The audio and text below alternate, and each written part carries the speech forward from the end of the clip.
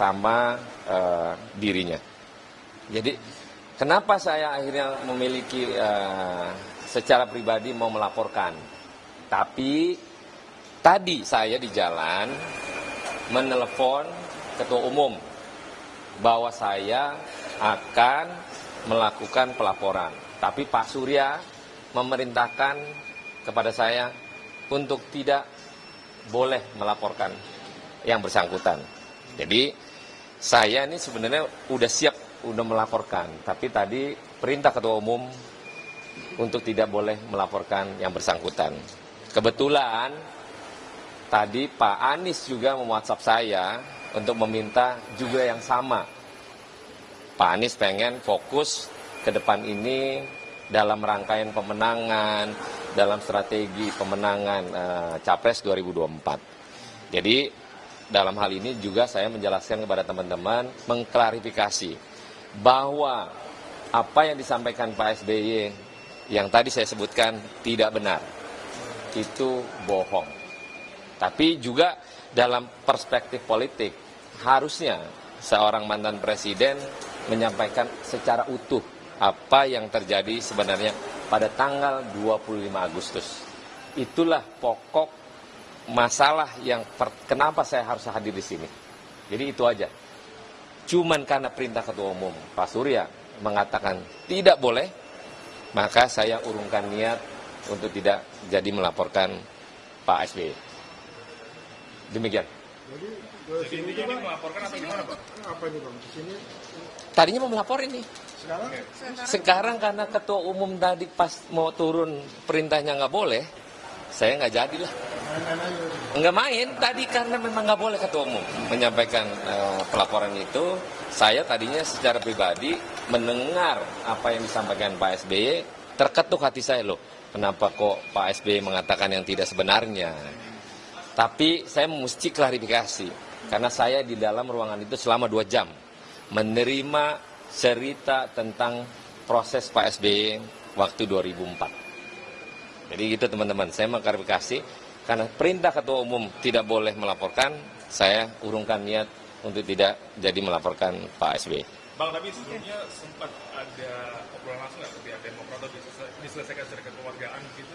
Enggak, saya belum komunikasi. Saya secara pribadi saya lapor waktu ke Jakarta Surabaya bahwa saya akan melaporkan Pak SBY karena Pak SBY menginformasikan kepada ruang publik itu tidak benar. Jadi itu yang saya konsenin. Saya tidak ada urusan ke belakang mundur tentang masalah progres lah, masalah surat lah, masalah yang lain-lain. Tapi ada bahasa yang dianggap bahwa yang tidak pantas diucapkan oleh mantan presiden tentang bahwa pengkhianat segala macam. Nah itu yang kita mesti luruskan bahwa di dalam area lobi politik semua bisa terjadi. Contoh, kalau orang mau nikah, undangan sudah disebar, tiba-tiba di hari H batal, itu kan normal saja. Jadi tidak akhirnya seolah-olah jadi jengkel atau marah kedua belah pihak pasangan. Pasti akan resah, kecewa pasti. Tapi kan bukan berarti undangan itu menjadi ketetapan bahwa pernikahan itu akan terjadi resmi, tidak. Selama akad nikah belum diucapkan, maka tidak ada terjadi pernikahan resmi. Ini contoh. Maka inilah proses politik yang harus di publik menjelaskan secara baik. Jangan sampai akhirnya diprovokasi. Kita nggak mau lah.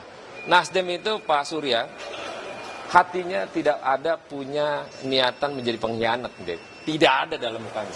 Saya sebagai kader 10 tahun tidak pernah memerintahkan hal-hal jelek untuk dilakukan oleh kader yang tidak pernah ada. Tidak pernah Pak Surya memerintahkan hal-hal negatif untuk lawan politiknya. Beliau selalu ikhlas dan legowo apa yang terjadi dalam proses politik. Tapi yang menjadi anggapan dari Pak SBY sendiri adalah dari Partai Nasdem nggak ada obrolan gitu Pak dengan Partai Demokrat. Ada. Jadi Pak Anies telepon, nggak diangkat sama AHY. Pak Sudirman Said coba komunikasi dengan pihak Demokrat, nggak diangkat. Jadi semua proses itu sebenarnya udah dijajaki di awal. Tapi waktu deadlock itu terjadi tentang pemilihan cawapres, Pak Anies itu bersama tim 8 itu menyerahkan kepada partai politik. Maka itulah Pak Surya mengambil decision dengan keputusannya untuk Caimin menjadi cawapres. Itulah decisionnya sebagai ketua umum. Kan karena Pak Anies kan bukan partai politik. Nah, dari situlah sebenarnya komunikasi terkait dengan prosesi Pak Surya Paloh ketemu Majelis Suro misalnya, ke komunikasi. Jadi tidak ada isu bahwa tidak ada komunikasi, bohong itu. Jadi kita pengen bahwa ruang publik ini diberikan narasi yang contoh yang baik lah. Contoh komunikasi yang cukup. Jangan sampai membuat kubu-kubuan dan akhirnya keributan itu terus-terusan gara-gara seorang AHY nggak jadi cawapres. Ya kan namanya belum rezeki, belum garis tangan. Kan AHY sama saya umurnya sama. Masih ada ruang 2029 lah dia sebagai capres nanti kan, why not gitu. Jadi kita pengen bahwa hubungan antar komunikasi di publik ini selayaknya yang adem-adem lah. Agar proses politik ke depan capres-capres yang sudah ada, yang tinggal daftar, berperang secara arif dan bijak. Begitu. Tapi apakah ada keinginan dari Pak Surya Paloh untuk bertemu dengan Pak SBY? Dengan senang hati. Kapan aja Pak Surya mau ketemu dengan Bu Mega lah, dengan Pak SBY, toh terakhir ketemu Pak Presiden, baik-baik aja. Namanya perbedaan politik kalau kata Pak Presiden itu biasa. Tapi bukan akhirnya menjadi kebencian seseorang kepada lawannya. Nggak boleh. Kita pengen bahwa Republik ini tidak ada narasi-narasi yang kiranya membuat situasi tidak baik. Begitu. Bang, tanggapan banyak kader Demokrat kemudian yang kecewa atas pilihan dari kader sendiri, terus kemudian Sampai mengeluarkan kata-kata yang tidak sepatutnya, itu bagaimana? Ya itu tadi, bahwa narasi yang diungkapkan oleh Partai Demokrat sebenarnya bisa diredam dengan cara-cara politik yang lebih arif. Contoh misalnya, kayak Pak Surya, disikat sana sini, kan nggak ada tuh melawan dengan kapasitas bahasa-bahasa yang keluar misalnya ya, pembohongan, pengkhianat, atau enggak contoh misalnya belum jadi pemimpin aja sudah berkhianat. Lah gimana kita menjustifikasi seorang yang narasi lobby politik lagi berproses?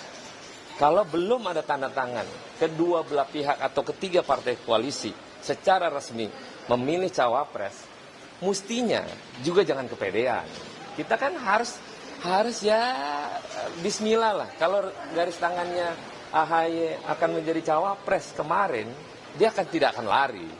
Tapi kan karena ini intuisi seorang Pak Surya Paloh lebih tajam karena beliau makan politik itu hampir 50 tahun.